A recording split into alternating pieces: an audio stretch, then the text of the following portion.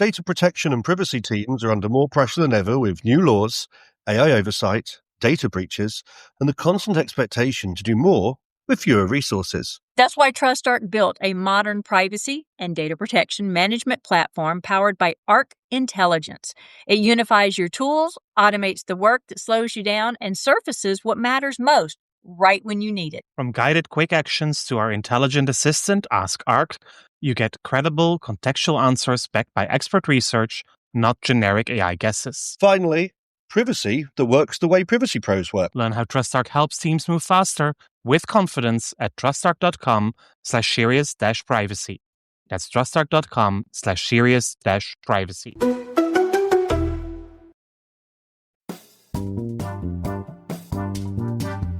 You're listening to Serious Privacy by TrustArc. Please welcome our hosts, Paul Breitbarth and Kay Royal. The common law secures to each individual the right of determining, ordinarily, to what extent his thoughts, sentiments, and emotions shall be communicated to others. Under our system of government, he can never be compelled to express them, and even if he has chosen to give them expression, he generally retains the power to fix the limits of the publicity which shall be given to them. This quote from the article The Right to Privacy, written in the Harvard Law Review of 15 December 1890 by Samuel Warren and Louis Brandeis, you might have recognized it, seemed fitting to start today's episode of Serious Privacy. Because today we move away a little from data protection and over to the broader right of privacy. The right to be left alone, or the right to ensure you can be whoever you want to be, whenever you want to be, without your choices coming back to haunt you for the rest of your life. Today, we talk about cosplay and being geeky. A topic maybe a little out of my own comfort zone, if I'm honest, but the underlying issue is also how to ensure you can keep a sense of self in the often hectic life of a privacy professional. My name is Paul Breitbarth. I am Kay Royal, aka Maleficent, for this episode, and welcome to Serious Privacy. Today, I have the very, very distinct pleasure of bringing to you two colleagues, one of which you've met on our podcast before, Ralph O'Brien out of the UK, but we're also in Marie, is it Pinot? Okay, I am pronouncing it right. Now, I do have an unexpected question, but it actually will relate to the substance of our topic today, too. What was your first Comic-Con? Oh, my God. Let me think. Actually, I'm not one for going to conventions. My geekiness has actually more been something that is more like games with friends and fancy dress. I kind of started when I had a local town carnival. I grew up in a small town on the coast. And the last night of carnival was always like the big fancy dress night. And so we would plan our costumes for months ahead, in order to make sure that we made a big impression, let's say. Winning that fancy dress prize when we were growing up was an interesting one. And they range from the sublime to the stupid to the inappropriate. I've been Transformers. Like Comic-Cons. Yeah. One particularly inappropriate year, we even did Saddam Hussein and Osama bin Laden. So particularly inappropriate year. But moving on from that, swiftly, my first proper Comic-Con, if you like, would have been about 4 years ago now. 4 years ago. I have the unique privilege to spend time with two young men who are thankfully as geek obsessed as I am, and therefore being able to take them was the excuse I needed. I love it. Marie, I'm coming to you. Well, it's quite similar as Rolf's story, except that in Germany, carnival is actually everything dressing up. It's nothing else. There is parades, especially in Cologne, but I mean, it's about the dressing up. So this is something that is enshrined in German history. So it's in February, though, because it is the introduction to Lent. So it's in the cold season. And in Germany, it's all about balls, fancy dress balls or black and white tie balls. This is kind of more the area where it started. My 9-year-old actually is very much into dressing up as well, maybe because his mother is, I don't know. But my thing about cosplay is actually not just the dressing up part, but actually the making part, because this is something that I made for him last February. That is so cool. And yes, she and I had a whole conversation about making cosplay out of foam and different methods and everything. Paul, what about you? Well, hold on. I'm going to say Maria and I have plans. She mentioned when she and I talked that there was a particular person she wanted to meet, and he's always at San Diego Comic-Con, which is almost impossible to get into. But turns out he's now the new sponsor, organizer, producer, whatever, of the San Jose Comic-Con. So we are plotting. We are absolutely plotting. And if we can manage to plot to get to London for the London's Comic-Con, we might do that too. Paul, Comic-Cons in your history? I never attended a Comic-Con, but I was in the midst of a Comic-Con in the run-up to the last IAPP summit in Washington in 2019, because apparently the preceding conference at the IAPP venue, and when I arrived in Washington and went to grab some dinner after having visited the exhibit hall for setup, I was sitting in a bar with all people dressed up in fancy dress and costumes all around me. So that is my Comic-Con experience. I do recognize the carnival story from Marie, by the way. I grew up in the south of the Netherlands, where also carnival is a very big thing. But in the city where I celebrated carnival, there was all very traditional dress. So it was very particular for that city, but you didn't make all these crazy, enormous costumes based on real life situations. It was very much everybody being equal, so everybody more or less having the same dress on every year. And you could grow that over years with some signs and badges that you collect. But that is about my fancy dress experience. Love it. I really do love it. Actually, your story reminds me of the only thing at IAPP Summit I was ever surrounded by was I stayed over the last night one time and a cheerleading convention came into town. And so they all landed that night. So I was up all night listening to cheers in the hallway and flips down the hallway. And yeah, the concierge got me a limo to the airport the next morning. I was like, please, God, get me out of here. Anyway, my first Comic-Con was like you, Ralph. It was like 4 years ago. I always loved dressing up and doing things, but I'd never been to a Comic-Con. I'm geek enough to say I'd never really understood what a Comic-Con was. And when I went there, I have to admit, probably 75% of the characters, I had no clue who they were. It's gaming characters. It's anime characters. It's things that are not me. Disney movie fandom kind of thing the whole way. So I agree. Right now, and we'll post a teaser picture to show you, I'm in full Maleficent gear right now. Yeah. My other two are Star Wars, and Star Wars as well. So, but my favorite hero to go to is Batgirl. Yeah, very cool. Very cool. You're right, Kay. I mean, when all right, it's very interesting that when you kind of go to a Comic-Con or something like that, there are shards of geek culture. Your geek culture is now very mainstream. I mean, 5-10 years ago, you would have never heard me on a work phone call discussing my hobbies, especially ones that you would never have seen me on a conference call like this, dressed up as Luke Skywalker either, right? So the right to privacy. Yeah, exactly, the right to privacy. And I've always kept privacy of my own home and family life and, my hobbies very separate from my work life, But they can combine, and actually, when you find you've got a shared interest with someone like UK, with someone like you, Marie, these are the things that make the world go round. We are all humans after all. And I was very privileged to kind of even manage to combine my work and private life by there's a very big UK company called Games Workshop that makes little plastic toys for not so much cosplay, but wargaming, like tabletop wargaming. And I was very lucky to happen to visit there and got talking about privacy. And under the guise of checking their CCTV signage, cameras and location for compliance with the Data Protection Act, get a behind-the-scenes look at all their exhibitions and what miniatures were coming down the line in the future and things like that. So, that's cool. It's nice to be able to combine personal and work sometimes. It is. And one of our clients, and I can be open about this because they allow us to advertise, is GameStop. And so I actually kept them on as a client when I shifted roles, but it was really cool to go to their headquarters because they have a life-size Master Chief in the lobby. And so I don't play the game, but I recognize it's the main character. Sorry, what's a Master Chief? Halo, thank you. I don't know. I was going to say some game. I just recognize Master Chief. And so I was able to take a picture of it and send it to my husband, or with me with it. And he's like, do you even know who that is?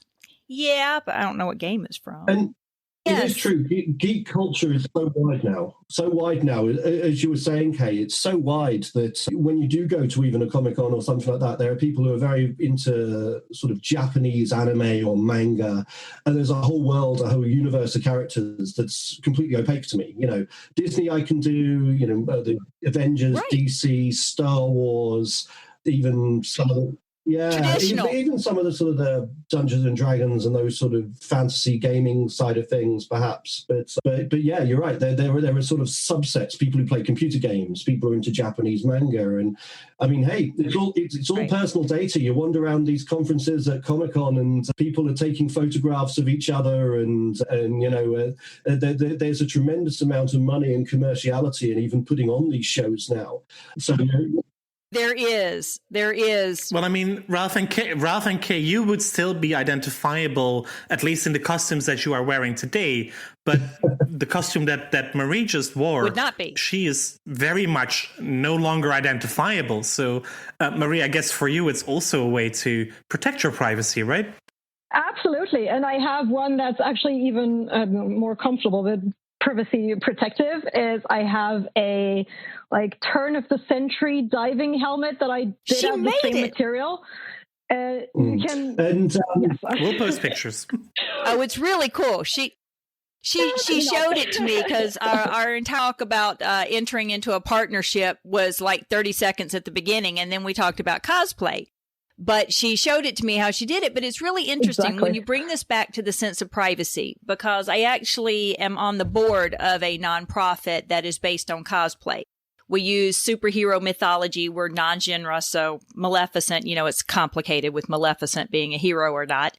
And it empowers children who have been traumatized to be able to relay their story because they're relating to the superhero. And so the cop that worked with them realized that this gave the child power to speak. And so he started using it. So it's not even that. There's a lot of attorneys that are into cosplay. There's a lot of privacy people, clearly, who are into cosplay. We have a very small group here. But why are we drawn to it? I don't know. That might be a question to ask. But when it comes to the privacy portion of it, I have to say that it's not necessarily the privacy that drew me so much, although you can remain private in the costumes you wear and people have no idea who you are. But it's also the sense of being someone you're not Monday through Friday, 8 to 5. It's escaping from the pressures of work and doing something fun, which not saying work's not fun. But is this your main way or a way you have of maintaining a sense of identity as a privacy professional? Your way of escaping? I think it's kind of both, but it is, of course, that, yes, being able in a split second to be somebody else. And also, somehow, I mean, my part is also the crafting part, the being creative. Right. And some people tell me privacy is so boring. I'm like, well, it's dry for most people, but I mean, just look. How could we ever be boring? Look to the bunch of people that were sitting around the table and we're talking about the same things. We're human beings like everybody else. For me, it's storytelling. I appreciate a good story, and actually something that, you know, I do a lot of privacy training, and, you know, it's all about communicating your passions and communicating with other people. And I always appreciated a well-crafted story. And, you know, a lot of the times when I get together with my social group of friends, it is about sort of, you know, games that are in the more storytelling variety. And if you can tell a story through a look or a costume. In fact, Kate, just to go back a second, when you about your non-for-profit charity, the things you've just reminded me of is an organization called the 501st. Now, they are essentially Star Wars cosplayers who dress up as stormtroopers. Imagine going to, you know, a science fiction convention or a Comic-Con, and the amount of people dressed up as stormtroopers is quite incredible. And they sort of get together. They get together as a big club. It's the 501st, and they all stand there in their stormtrooper costumes. But what they actually do when they're not at Comic-Cons is very much like you were saying, Kay, you know, go around hospitals and do fundraising and charity. There's also like a club of people who build sort of droids, like R2-D2 like droids. Right. And one of the things that I found really incredible with the new bit of Star Wars films, and especially the Mandalorian TV show, the makers realized that the fans' costumes were so good that they didn't have to make costumes for the film. And all they did for the Mandalorian was they got in touch with the 501st and said, hey, we're filming. Do you want to come down? And all the stormtroopers you see in the 501st on the Mandalorian are actually cosplayers. They are the 501st. I had no clue. Yeah, and very, very. That is so cool. Because, of course, 501st is all over the U.S. as well. It's worldwide. But I had no clue. How cool is that? And yes, I have a baby Yoda up on my shelf. I know it's not a Yoda, but it's a baby Yoda. But again, and I want to make sure that, because it's not just a podcast about us getting together and having fun about cosplay, this relates to talking to a lot of privacy professionals who say that their work is so stressful that it's all hours of the day and night, because, breaches are never going to happen at 11 a.m. on a Monday morning. It's all hours of the day. It's usually 5:30 on Friday. Right, exactly. Or 2 a.m. on a Saturday, exactly. And so it's being on call 24/7, essentially. And a lot of privacy professionals, and there's studies out here about it, about the amount of stress that they are suffering. Now, from the attorney perspective, that's been a fact for a long time, that attorneys have a very high rate of people who are alcoholics or people who are drug abusers or people who are depressed, simply from the amount of work, that they have some sort of coping mechanism that might not be the healthiest one to go to. It's starting to become a thing in privacy professionals. And so I hear a lot of, and this actually prompted me in one episode, or maybe it was a meeting with a client, I don't remember, that said they've lost their sense of self. All they are is a privacy professional. That's all they live and breathe. And that they're afraid of losing themselves in their work. They also relate that to losing themselves from their family, their friends, their social engagements. So does this or another mechanism help you maintain a sense of who you are outside of work? I think it's the common denominator of passion, that we're all agree here that we're not doing it for the money. We're doing privacy for passion, but we're also living our life for passion. So I think that's kind of my driving motivation of doing both, actually. And sort of I have combined work with pleasure in this case, because I recently have signed a couple of YouTubers that are cosplayers, and they're publishing tutorials. And yeah.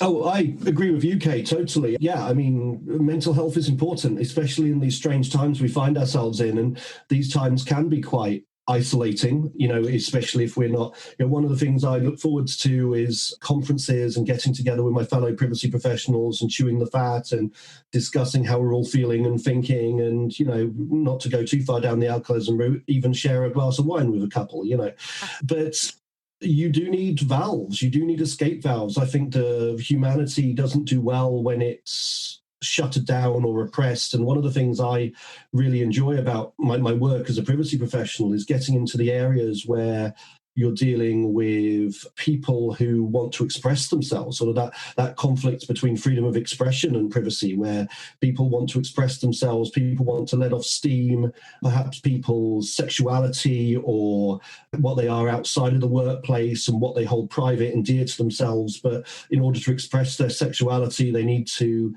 share and find other people who like the same things or believe the same things, but yet don't want to bring that into the workplace and want to lead separate private lives to their work lives. Yeah. So for me, it's very important to have separation, which is extremely difficult. When we're all so connected these days, it's extremely difficult when we're all so connected through our internet and our devices. It's extremely difficult to be able to sort of manage boundaries, I think, where the world has kind of got very boundaryless. That is true. In order to maintain our mental health, we need outlets.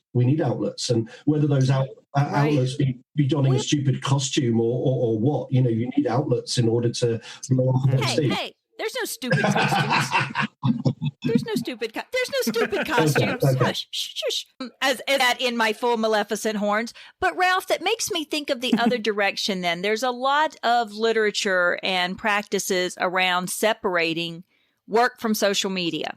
A lot of laws that had to be passed that employers are not allowed to ask their employees for their social media username and logins to be able to see it. But we know that when people are looking at hiring individuals, a lot of companies will go and do online searches of individuals, of their social media. Instagram is usually more public than not. And they find out a lot of things about potential employees, or we know that there are the stories about people on social media who are connected to their bosses, to their colleagues. And so things about their personal life that they might prefer not to share at work for fear of discrimination or whatever, wind up having that disclosed because of the social media presence. Do you see that increasing in complexity, that people are going to be more reserved on social media and not even have that outlet because that is an inlet for work finding out and that fear of discrimination? Yeah, separation is so much harder to achieve. And we're all humans at the end of the day, right? We're all humans. And, I think so. There are people using Facebook, which is essentially a sort of a personal social media for their work. There are people who are using LinkedIn, which is essentially a business form of social media for personal. We meet people and we like them and we fall in love with them, right? And if you meet someone at work and they become your partner and you fall hopelessly in love with a work colleague, or you meet someone at work that you like and go out for drinks and become social with them. This is just human nature, and separation is sometimes hard, sometimes easy, but I find increasingly people don't have the places to hide, especially when it is all online. They don't have a private space to go to where they can be themselves or be someone else if that's who they want to be. And I think that's one of the challenges in privacy. People always tell me, "Oh, Ralph, what's the point in privacy? I've got nothing to hide. It doesn't matter." But I still think we need space. We need space. We need time for our own mental health. Or we're not connected to it. For me, a holiday is not traveling somewhere anymore. It's turning off my phone. Right. So, Marie, I'm going to come to you with the other part of it then.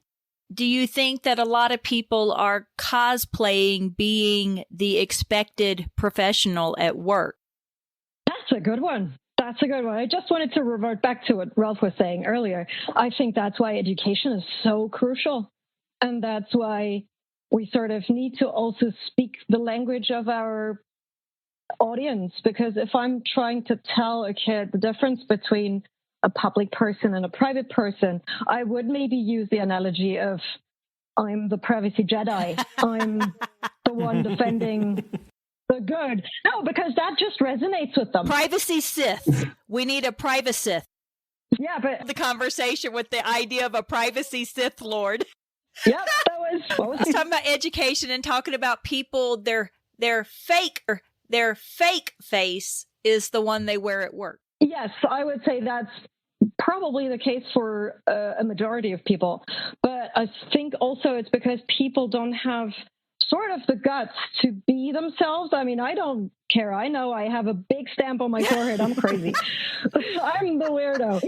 Well, I'm special. I think that's for all four of us, Marie. I mean, seriously, I'm going to pitch to people and like in that niche, right? In that YouTuber cosplayer niche, I have sent pitches out to somebody who does Harry Potter unboxing videos on YouTube.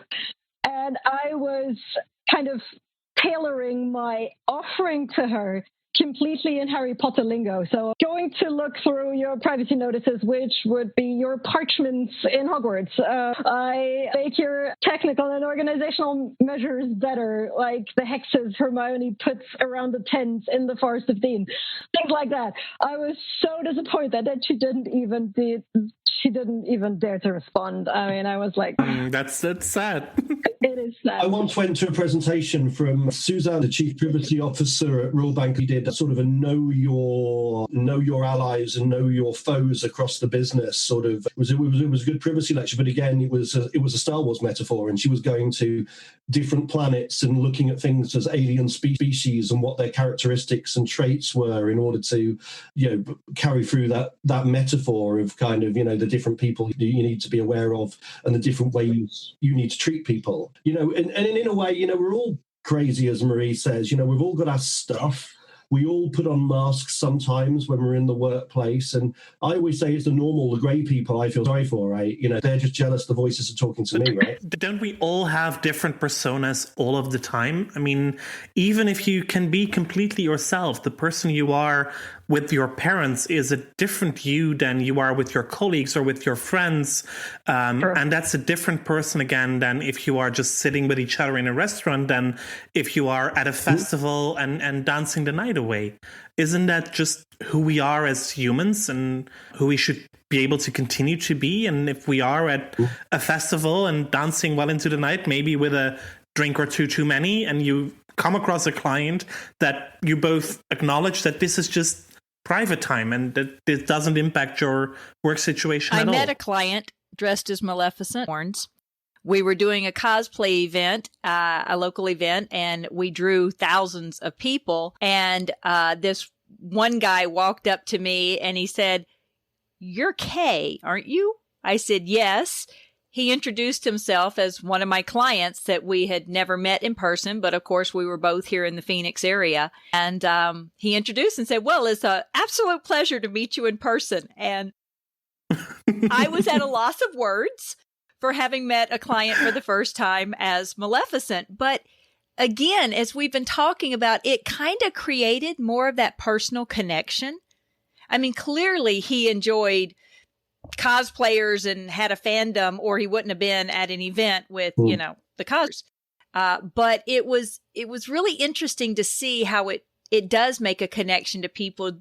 And it can be on odd facts. It doesn't have to be playing a character. People connect around cooking, or they connect around different hobbies that they have, right? Yeah, I threw cooking in for Paul because he knows I'm not.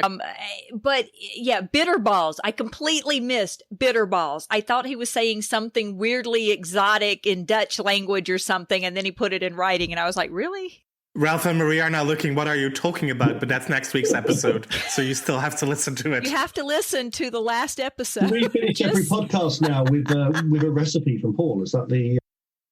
I think that's what it is. It's either going to be something from Paul or it's going to be a Southern recipe, which I can do that. I can throw out my famous recipe for Nana Pudding, which people love.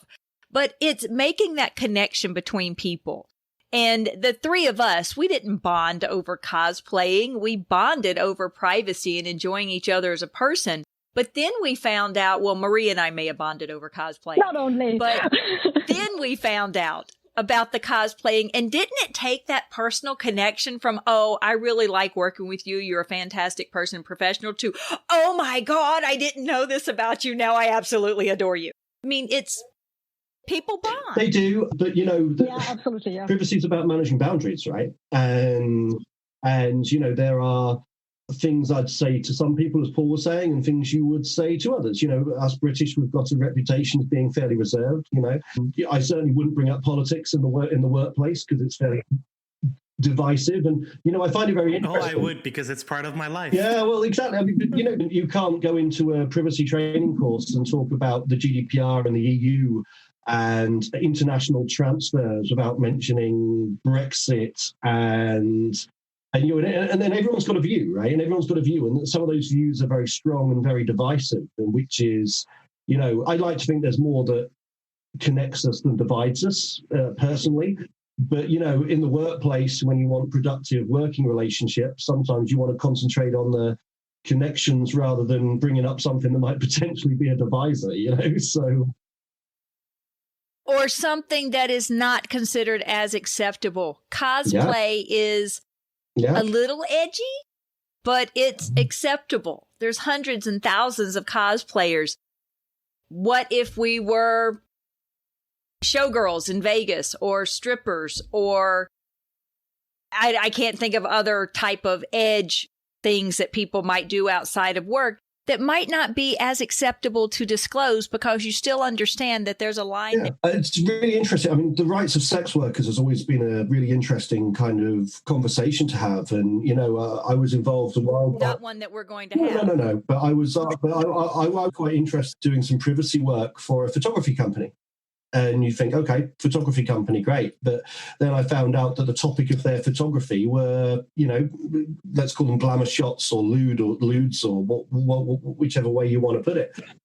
You think, well, is this something you need to be involved with and have on your thing, or are you helping somebody who's trying to get it right, or do you, step away because you want barriers, and it's a really interesting kind of conversations to have when you start talking about ethics and morality in the workplace, and different people feel differently about different things, But I love this because both you and Marie have brought up the fact that you have used or cosplay or interest in your work and perhaps used it with a client.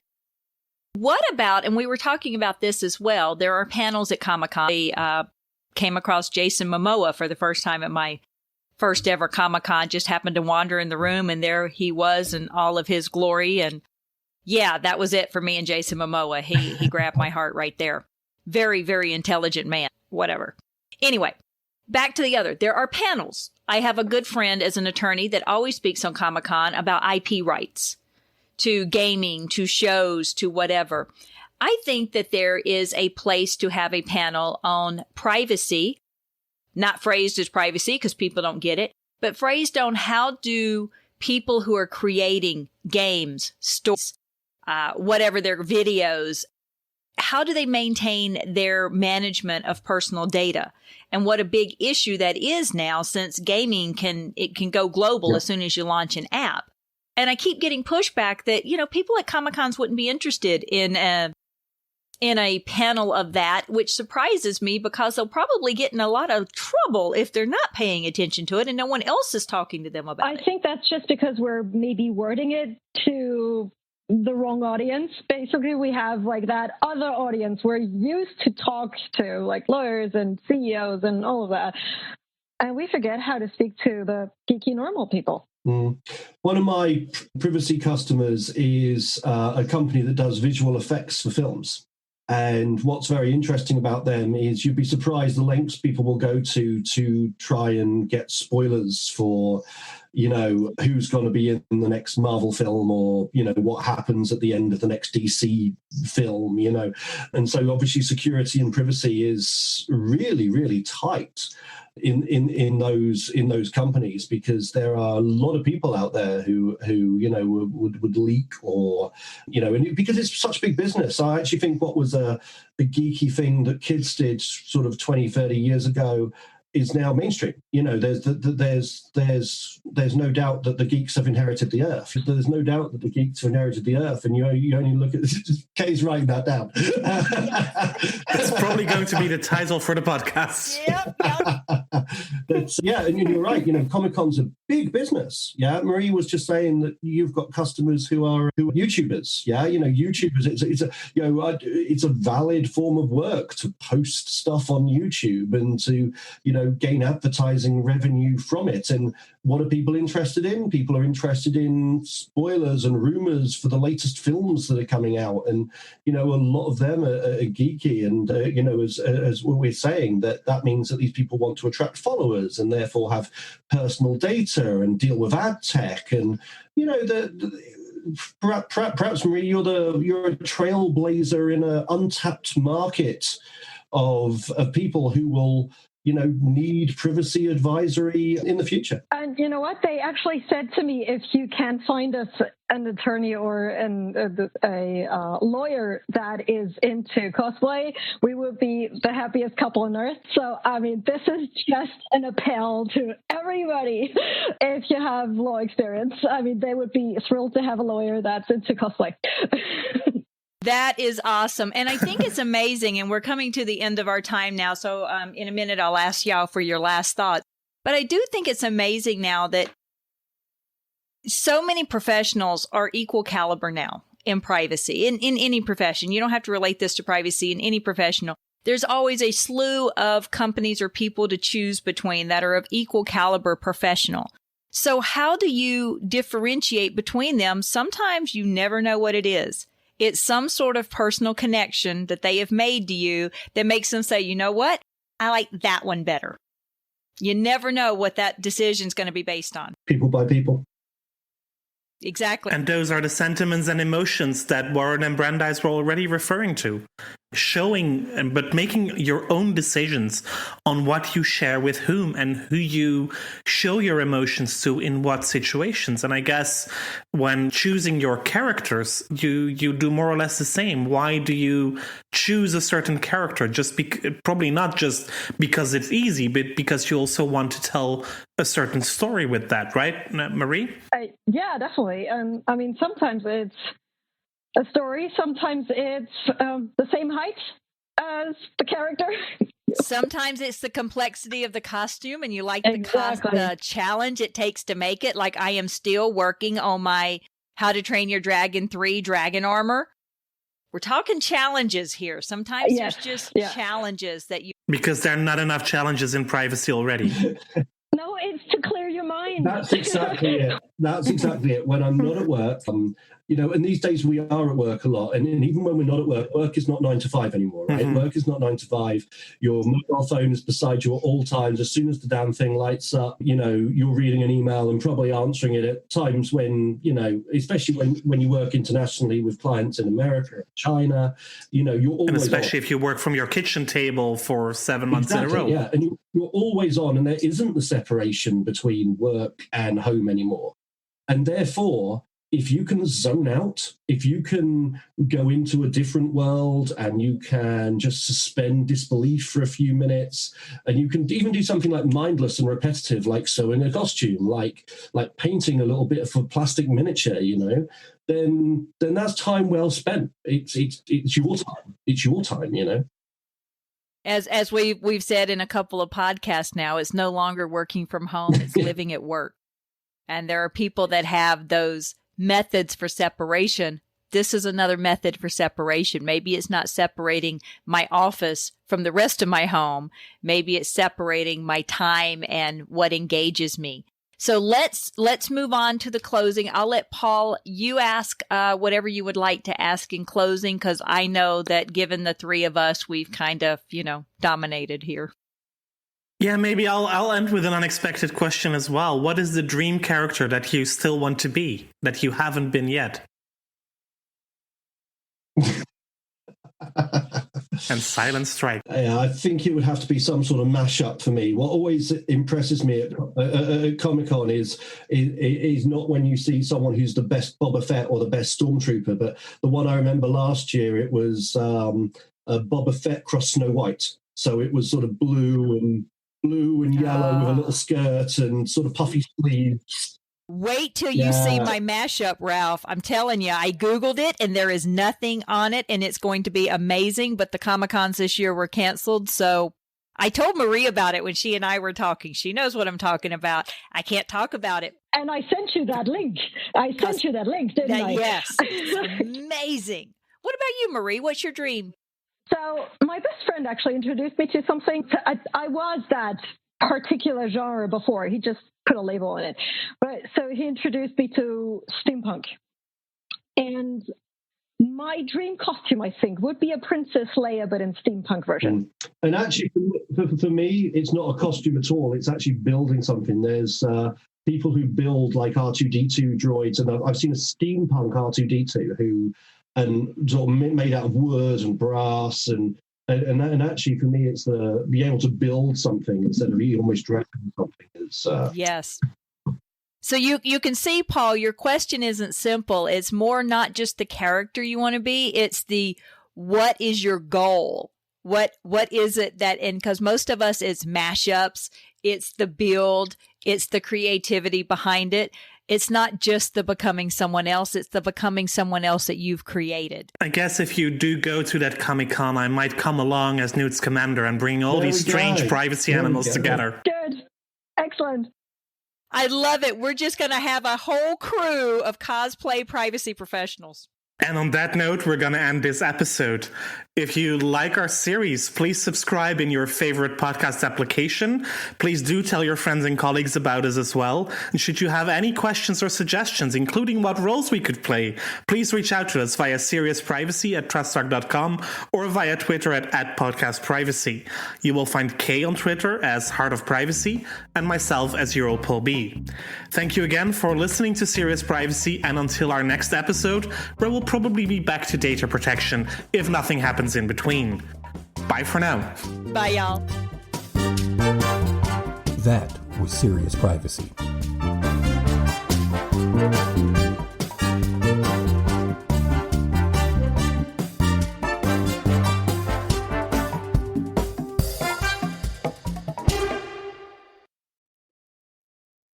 If you're a data protection or privacy professional, you already know the pressure.